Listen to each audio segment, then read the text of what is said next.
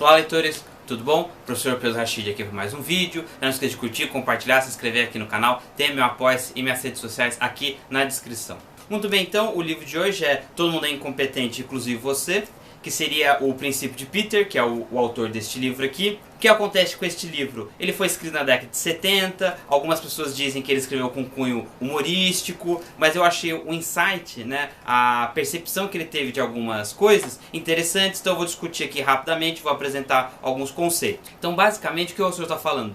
Que você vai tendo promoções sucessivas, você vai se promovendo dentro da empresa, chega algum momento que você vai ser promovido e você não vai conseguir ter o mesmo desempenho. Por exemplo, você é um excelente vendedor, então você tem um desempenho de 110%.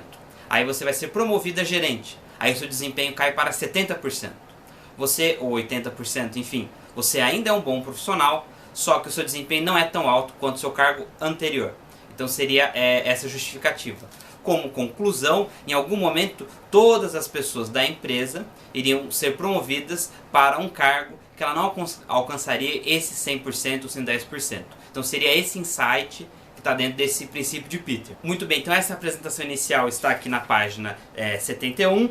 Cada um tende a chegar a um nível e cada posto tende com o tempo a ser ocupado por alguém que é incompetente para cumprir seus deveres. Aqui na página 97 o autor comenta que ele mesmo está inserindo dentro desse princípio, quer dizer, nem ele está fora desse próprio sistema que ele está organizando e explicando para a gente. Uma outra ideia interessante, que aí eu vi em um outro livro, vou trazer aqui, acho que contribui, que esse outro autor, ele traz a ideia de uma analogia com o xadrez. Cada peça no jogo de xadrez faz um número de movimentos, né? Ele faz apenas um tipo de movimento, ou dois, enfim, mas ele tem regras específicas.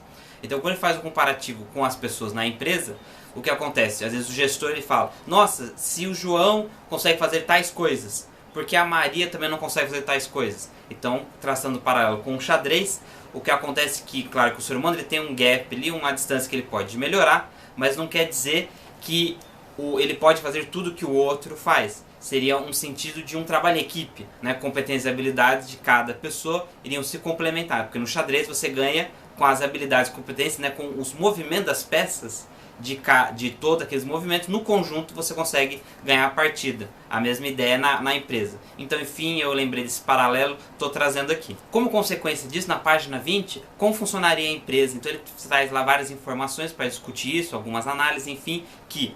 página 20. O trabalho é feito por aqueles empregados que ainda não chegaram ao nível de incompetência. Então aqui no sentido que em algum momento você está um líder e ele está no seu, sei lá, 80% e tem outros funcionários que estão no 110% e eles vão complementar essa dificuldade que essa pessoa que já chegou no nível de incompetência dela. Então uma da solução principal que ele trouxe para resolver esse problema que tem, né, do princípio de Peter, é você sempre abastecer a empresa com pessoas novas, né? Um sangue novo seria uma possível solução. O livro é interessante porque ele traz várias pequenas historinhas que ele reuniu, e ele troca os nomes das pessoas e ele conta exemplos que vão evidenciar e ilustrar como que está acontecendo cada um dos princípios e situações que ele está descrevendo. Como a minha área de pesquisa principal é a educação, ele trouxe alguns exemplos que ele verificou em escolas, então achei bem interessante, eu escolhi um deles aqui. Então na página 24. Francis tinha sido competente estudante, professor-chefe de departamento e foi promovido a subdiretor. Neste posto se deu muito bem com professores, alunos, pais. Era competente, recebeu mais uma promoção, virou diretor. Até aqui ele nunca falou com membros do conselho, nem com o superintendente. Logo, faltou finesse para tratar. Quer dizer o que? Ele precisava de uma habilidade política e quando chegou nesse nível mais alto ele não tinha. Exemplo aqui, ó. Deixou esperando o superintendente enquanto resolvia uma disputa entre duas crianças, dando uma aula no lugar de um professor que adoecera. Perdeu uma reunião no grupo de revisão de currículo, convocado pelo superintendente.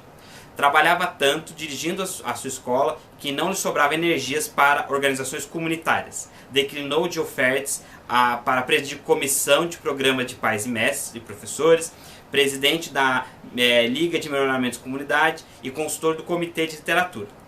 Sua escola perdeu o apoio da comunidade e ele caiu em desfavor com o superintendente. Quer dizer o quê? Questões políticas. Ele precisava dessa competência, ou priorizar essa competência aquele cargo, e ele achou que deveria priorizar outros itens que eram necessários para os cargos anteriores.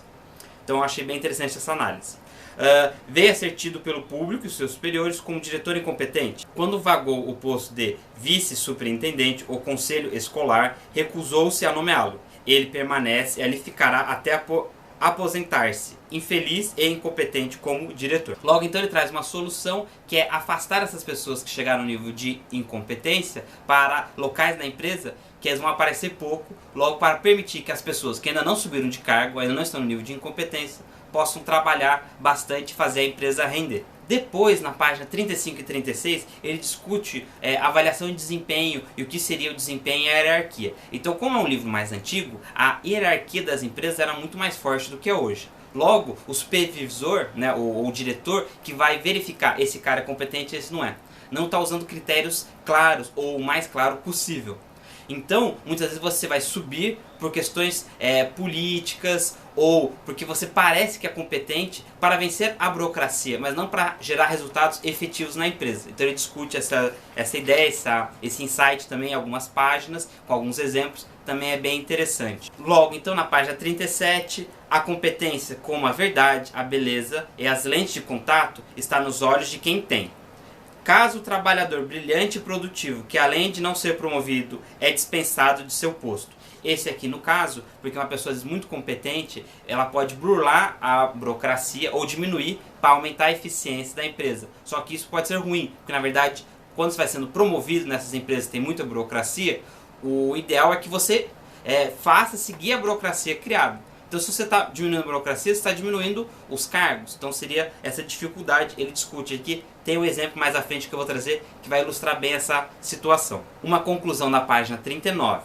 A incompetência comum, como vimos, não constitui causa para demissão. Apenas barra a promoção. Já a supercompetência leva frequentemente à demissão, porque desbarata a hierarquia, transgredindo assim o primeiro mandamento da vida hierárquica. A hierarquia tem que ser mantida. Então, aqui está a conclusão do que eu acabei de comentar. Agora vamos para o exemplo da página 62 que ilustra essa situação. Paul era ciclista de entregas do serviço Mensageiros Mercúrio. Sistematizou seu serviço de entregas a um grau sem precedentes. Por exemplo, explorou e mapeou todo o beco, ruela e atalho de sua área. Mediu, cronômetro, os tempos de mudança de todos os sinais de trânsito para poder planejar seu roteiro sem interrupções. Em consequência, sempre entregava toda a sua cota de encomendas e ainda sobravam 2 horas, que empregava nos cafés lendo livros sobre administração de empresas. Quando começou a reorganizar os roteiros dos demais mensageiros, foi despedido. Por um momento pareceu um fracasso, um exemplo de esfoliado, hierarquizal, super incompetente. Testemunho vivo da teoria do mau seguidor, mau líder. Em breve, porém, ele abriu um negócio próprio, a Pégaso Entregas Rápidas. Em 3 anos, liquidou com os negócios da Mercúrio. Vemos, portanto, que uma competência excepcional para a liderança não abre caminho numa hierarquia estabelecida. Normalmente ela abandona a hierarquia e começa de novo em outro lugar. Então, este exemplo que eu acabei de ler, poderíamos expandir essa discussão, acredito, mas não é o objetivo do vídeo, né? Capital humano, liderança, empreendedorismo, etc. Ou consequência da burocracia e da hierarquia. Então, bem interessante. Fica para uma próxima oportunidade a gente expandir esse tema. Ou você pode comentar aí nos comentários. Seria bem interessante. Agora, nessa página 154 a 156, ele está mostrando um item que a gente percebe um pouco, e outros autores da educação que eu também li, que apresento, que acontece. Nessa ideia de muita hierarquia, e é mais fácil para manter a hierarquia você passar a pessoa, colocar ela de lado, do que realmente perceber que não está funcionando ou você reprovar. Então ele fala aqui da escola. Então o que acontecia? Se o professor era muito competente e melhorava o nível da sala, ele tinha um problema na hierarquia, porque ele quebrava o ciclo, porque agora os alunos, quando fossem da primeiro ano para o segundo ano, eles tinham conhecimento de 4º ano. Logo, atrapalhou toda a hierarquia. Ele tem que avançar na velocidade que a hierarquia exige. E se a pessoa está para trás, também eu não posso separar. Ou se eu pudesse separar, e dar essa solução, eu iria separar cada um na sua velocidade. Poderia ser feito também. O que acontece? Por causa desse princípio, dessa situação da hierarquia, quando a pessoa é formada, eu não sei se o conhecimento que ela tem realmente equivale ao diploma que ela tem. O que acontece com várias pessoas da educação, comentam outros pesquisadores, né?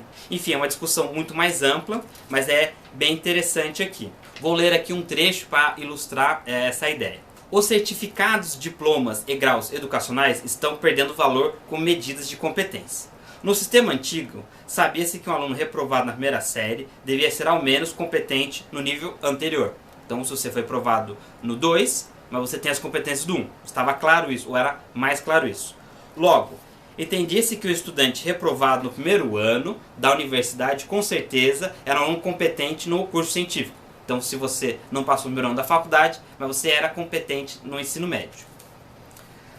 Mas agora já não se pode presumir tais coisas. O moderno certificado comprova tão somente que o aluno teve a competência de aguentar um certo número de anos na escola.